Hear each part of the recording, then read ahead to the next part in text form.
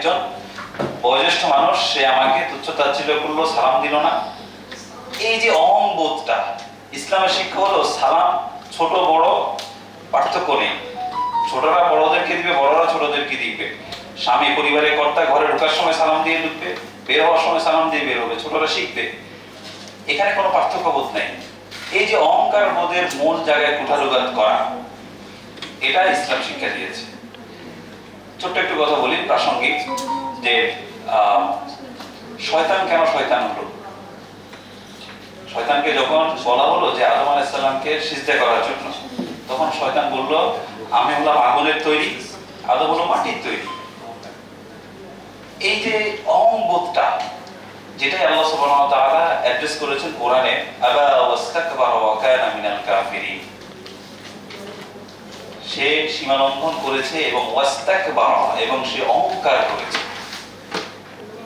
আল্লাহ সুবহানাহু ওয়া তাআলা আরেক জায়গায় বলেছেন আল কিবরিয়াউ রিদাই, এই অহংকারটা হলো আমার চাদর, তোমরা এই অহংকার করে আমার চাদর নিয়ে টানাটানি করো না। হ্যাঁ, এই জন্য এই অহংকার পরিহার করার শিক্ষাটাও ইসলাম দিয়েছে ব্যক্তি জীবনে শান্তি আনয়নের জন্য। আরেকটা বিষয় ইসলাম শিক্ষা দিয়েছে যে সমাজে আমরা অনেকেই বলে না যে তার ভিতরে একরকম বাইরে আরেক রকম, সে মুখে বলে একরকম কাজে আরেক রকম, এগুলো সমাজে অশান্তি সৃষ্টি করে। এটাকে বাংলা ভাষায় বলা হয় কপটতা। ভিতরে একরকম দেখায়, বাইরে ভিন্নটা প্রকাশ করে। এই কপটতাকে ইসলাম, কপটতার কারণে সমাজে নানান ধরনের অনীহা, এই অনাচার সৃষ্টি হয়। ধরুন একজন সমাজের সমাজপতি, তিনি কাউকে কথা দিয়ে আসেন, হ্যাঁ আমি তোমার এই কাজটা করব, বা তোমাদের এই সমাজের এই বিশৃঙ্খলাটা আমি শৃঙ্খলাবদ্ধ করবো, শৃঙ্খলায় ফিরে নিয়ে আসবো, কিন্তু তিনি সেই কাজটা করলেন না। এই যে উশৃঙ্খল পরিবেশটা দিন দিন আরো বাড়তে থাকবে। ততটুকু ব্যক্তি জীবনেও একজনের সাথে আরেকজনের, আপনি যার সাথে ভিতরে এক ধরনের কথা রেখে বাইরে আরেকটা প্রকাশ করছেন, তিনিও যে আপনার সাথে এমনটা করছেন না, সেটার গ্যারান্টিটা কোথায়? এই জন্য ইসলাম বলেছে যে এই জায়গাটা এগুলো পরিহার করতে হবে, যাতে করে মেন্টাল পিসটা থাকে, যে না আমি একজনের সাথে আলাপ করছি, আমার গোপন বিষয় তার কাছে বলছি, সেটা রক্ষা করবে, কিংবা তার সাথে আমি যেটা শেয়ার করছি সেটা আমার মন থেকে শেয়ার করছি, তিনি যেটা সলিউশন দেওয়ার কথা বলছেন সেটাও তিনি মন থেকে সলিউশন দেওয়ার কথা বলছেন, এবং সেটা তিনি করবেন। এই যে কপটতার বিষয়ে আঘাত করা, এটা করা যাবে না। রাসূল সাল্লাল্লাহু আলাইহি ওয়াসাল্লাম একটা হাদিসে বলেছেন যে 4টা গুণ আছে, 4টা স্বভাব, যেই স্বভাবগুলো কোন ব্যক্তির মধ্যে যদি একই সাথে থাকে, তাহলে তাকে বলা হবে একনিষ্ঠ কপট, যেটাকে আমরা আরবি ভাষায় মুনাফিক বলি। আরবি ভাষাটা তো এখন প্রচলন হয়ে গেছে মুনাফিক, মুনাফিক বলি। রাসূল সাল্লাল্লাহু আলাইহি ওয়াসাল্লাম বলছেন মুনাফিকান খালিসান, অর্থাৎ একনিষ্ঠ মুনাফিক, তার মধ্যে কোনো ভেজাল নাই, নির্ভেজাল, এটাকে ফরমালিন বিহীন মুনাফিক বলতে পারি। আবার বলেছেন যে এই 4টার মধ্যে যদি কোনো একটা কারো মাঝে থাকে, তাহলে ধরে নেওয়া হবে তার মাঝে ওই কপটতার একটা বৈশিষ্ট্য আছে, যতক্ষণ পর্যন্ত না সে এটা ত্যাগ করে। 4টা বৈশিষ্ট্য কি?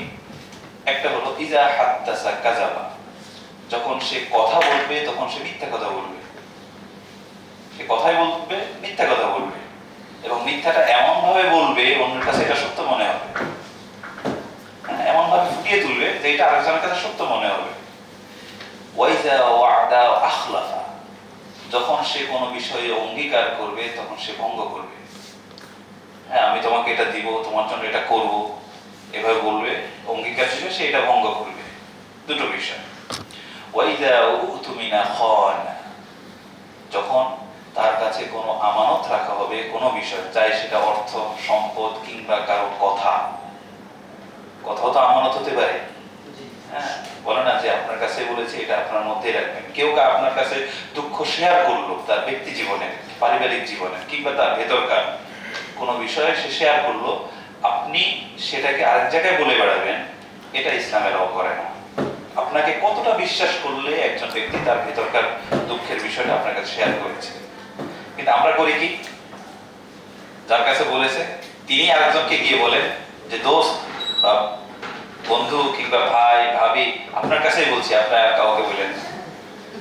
হ্যাঁ, এই একজন একজন করতে করতে সার্কেল ঘুরে ঘুরে দেখা যায় যার দুঃখের কথা, যার দুঃখ ওই দুঃখী ব্যক্তির কাছে আবার ফিরে ফিরে এই বিষয়টা এসেছে। হ্যাঁ, এই বিষয়টাতে ইসলাম আঘাত করেছে যে এটা করা যাবে না। আমানত যখন রাখা হবে, এই আমানতের খেয়ানত করা যাবে না। আরেকটা হলো ওয়াইজা খাসামা ফাজামা, যখন তর্কে লিপ্ত হবে তখন সে অশ্লীল ভাষা, অশ্লীল শব্দ ইউজ করবে, ব্যবহার করবে। এখনকার সময় তর্কে লিপ্ত হওয়ার জন্য ফেস টু ফেস হওয়ার দরকার হয় না, এখন ভার্চুয়ালিও তর্কে লিপ্ত হয়, ফেসবুকে কমেন্টে গিয়েও তর্কে লিপ্ত হওয়া যায়, সেখানেও অশ্লীল শব্দ ইউজ করা যাবে না। যদি কেউ করে, বুঝতে হবে তার মাঝে একটা বৈশিষ্ট্য আছে, যতক্ষণ না সে এটা ত্যাগ করে। কিন্তু এই একটা বৈশিষ্ট্যের জন্য আমরা কাউকে মুনাফিক বলতে পারি না, সেটা ভিন্ন আলোচনা। আচ্ছা, এত কিছুর বাইরেও ইসলাম যেটা মৌলিকভাবে শিক্ষা দেয় সেটা হলো সচ্চরিত্রবান হওয়া। বলা হয়ে থাকে, রাসূল সাল্লাল্লাহু আলাইহি ওয়াসাল্লাম বলেছেন, নবুয়ত, পৃথিবীতে সবাই তো নবী হবে না, যারা নবুয়ত লাভ করেছেন তারাই নবী। এই নবুয়তের যতগুলো পার্ট করা যাবে, যদি এটাকে 50টা ভাগ করা যায়, কোন বর্ণনায় এসেছে 49টা যদি ভাগ করা যায়, তাহলে একটা ভাগ হলো উত্তম চরিত্র। রাসূল সাল্লাল্লাহু আলাইহি ওয়াসাল্লাম বলেছেন, জিজ্ঞেস করা হয়েছিল আপনি কেন প্রেরিত হয়েছেন, তিনি বলছেন বুইস্তু মাকারিমাল আখলাক, যে আমি প্রেরিত হয়েছি উত্তম চরিত্র শিক্ষা দেওয়ার জন্য। উত্তম চরিত্র এটা এমন একটা টার্ম যেটা কারো মাঝে যদি থাকে তাহলে তার মধ্যে ওই নেগেটিভিটি আসার সম্ভাবনাই নাই, সমূলে উৎপাদিত হবে। হ্যাঁ, রাসূল সাল্লাল্লাহু আলাইহি ওয়াসাল্লাম সেই জায়গায় শিক্ষা দিয়েছেন। এখন ব্যক্তি জীবনের আলোচনা করলে অনেক করা যায়, আমরা সংক্ষেপ করছি। ব্যক্তি জীবনের বাইরে একজন ব্যক্তি সে পরিবারের সদস্য, তার একটা পারিবারিক জীবন আছে। কোন ব্যক্তির যদি পরিবারে অশান্তি থাকে, সে পুরো দুনিয়াও যদি তাকে দেয়া হয়, সে শান্তি পাবে না। এটাই হিউম্যান নেচার, মানুষের সোশ্যাল বিহেভিয়ারের অংশ। যিনি বিবাহিত, তার পুরুষ হলে তার স্ত্রী, নারী হলে তার স্বামী যদি অশান্তির নিয়ামক হয়ে থাকেন, তাহলে তার পরিবারে তো শান্তি নেই। পরিবারে যদি শান্তি না থাকে, তাহলে তিনি কর্মস্থলে গিয়েও শান্তি পাবেন না। এটাই বাস্তবতা। সেই জায়গায় ইসলাম অ্যাড্রেস করেছে যে পরিবারের সদস্য হিসেবে একজন ব্যক্তির যতগুলো পরিচয় হতে পারে, সব জায়গায় শান্তি আনানোর জন্য কিছু কিছু প্যারামিটার সৃষ্টি করেছে। একটা মিনিট একটু সময় নিয়ে আমরা অনেক ধন্যবাদ। আমাদের সাথে আমাদের আজকের এই পুরো সেশনের যিনি সভাপতিত্ব করবেন এবং বক্তা হিসাবে যিনি কথা বলবেন, আমাদের মাঝে এসছেন আমাদের শ্রদ্ধেয় মানুষ, ঢাকা ইউনিভার্সিটির প্রফেসর ইমতিয়াজ আহমেদ, একজন আন্তর্জাতিক খ্যাতি সম্পূর্ণ একজন মানুষ।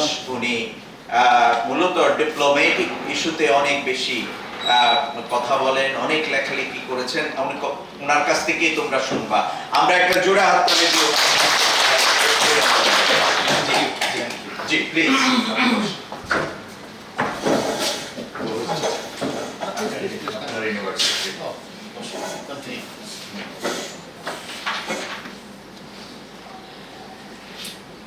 জি ধন্যবাদ। এতক্ষণ যেই যতটা ফ্লুয়েন্টলি আমি কথা বলতে পারছিলাম, এখন হয়তো আমার ফ্লুয়েন্সিটা কমে যাবে, কারণ আমি স্যারের শুধু ভাব শিষ্যই নই, স্যার হয়তো বা জানেন না আমি স্যারের সরাসরিও ছাত্র।